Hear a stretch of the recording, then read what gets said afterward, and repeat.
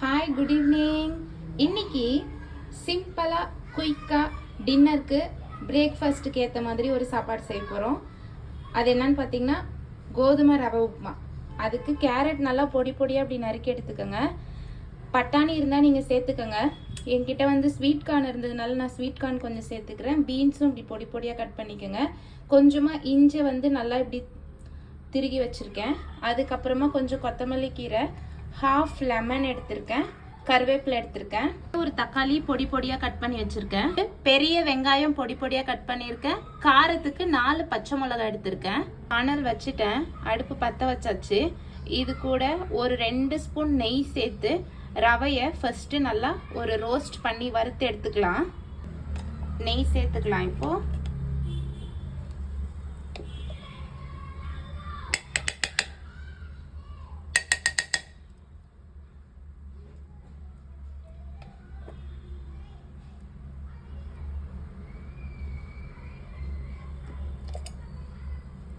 யாருக்கெல்லாம் கோதுமை ரவை உப்புமா பிடிக்கும் பார்த்துட்டு சேனலை சப்ஸ்கிரைப் பண்ணுங்கள், கமெண்ட் பண்ணுங்கள், லைக் பண்ணுங்கள். நான் வந்து எப்படி செய்கிறேன், பிடிச்சிருக்கா பிடிக்கலையா ஏதாவது சொல்லுங்கள். நல்லாயிருக்கும், ட்ரை பண்ணி பாருங்கள். நான் வந்து இந்த கப்பால் 1.5 கப்பு ரவை எடுத்துக்க போகிறேன். சேர்த்துக்கலாம் ரவையை. நம்ம இப்படி வறுத்து சேர்த்தோம்னா நல்லா உதிரி உதிரியாக வரும். அதனால தான் வறுத்து சேர்த்துக்க போகிறோம். இன்னொரு 1/2 கப்பு. இப்போ இதை நல்லா கிண்டி விடலாம்.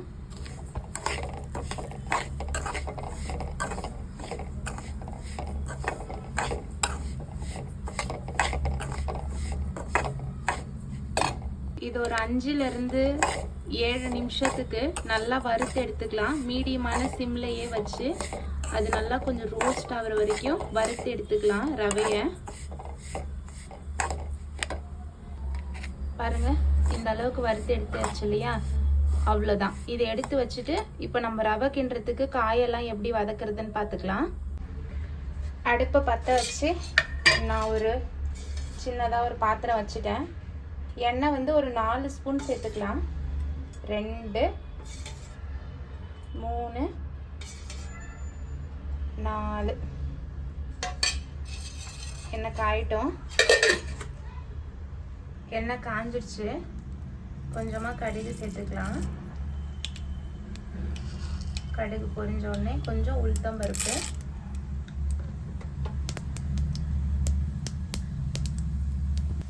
இப்போ வெங்காயம், பச்சை மிளகாய், கருவேப்பிலை கிண்டி விட்டுக்கலாம்.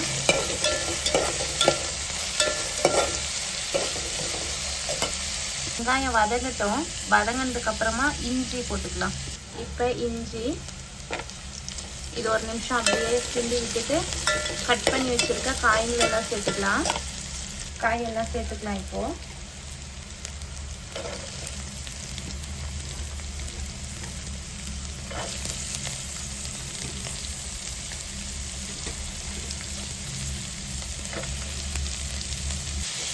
கிண்டி விட்டுட்டு காய் வதங்கிறதுக்காக கொஞ்சமாக உப்பு சேர்த்துக்கலாம். நல்லா கிண்டி விடுங்க. ஒரு 5-6 நிமிஷம் காய் நல்லா வதங்கட்டும்.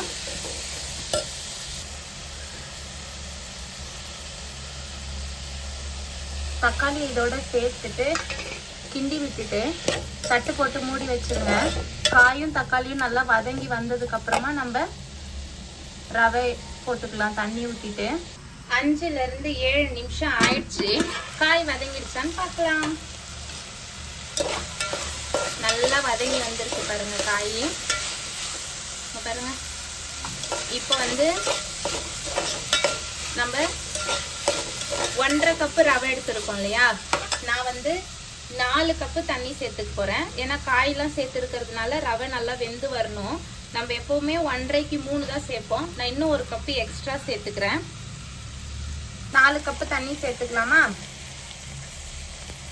1, 2, 3,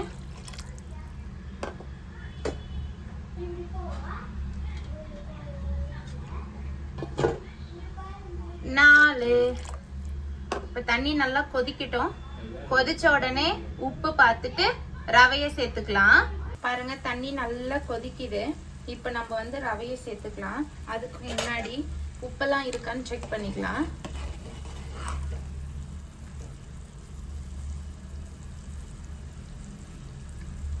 உப்பு கொஞ்சம் போடணும். உப்பு இல்லை, கொஞ்சமா உப்பு சேர்த்துக்கலாம்.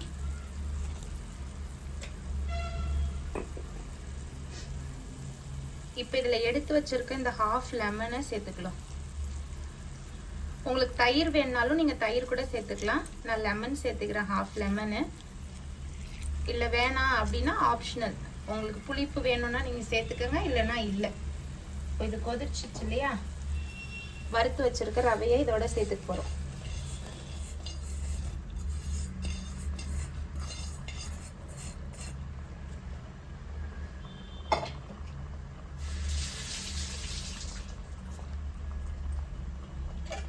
இதை நல்லா கிண்டி விடலாம்.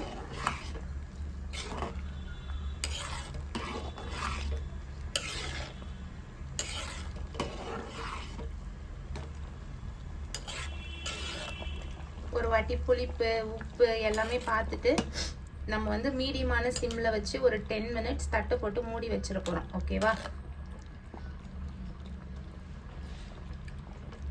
நல்லா இருக்கு.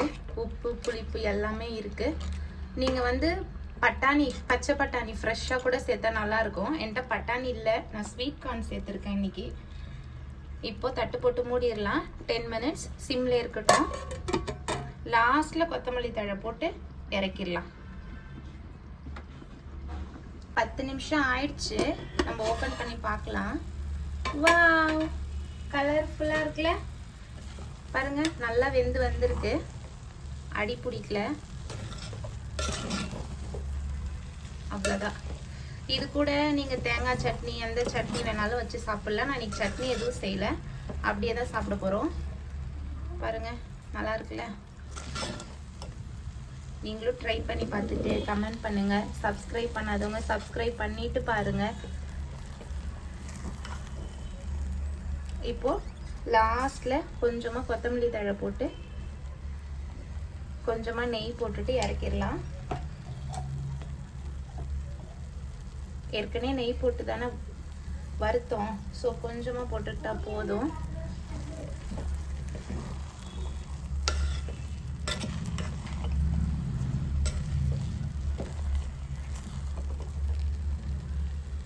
நீங்களும் ட்ரை பண்ணுங்க, நல்லா இருக்கும். செஞ்சு பார்த்துட்டு கமெண்ட் பண்ணுங்க. நெக்ஸ்ட் ஒரு வீடியோவில் பார்க்கலாம். Bye bye.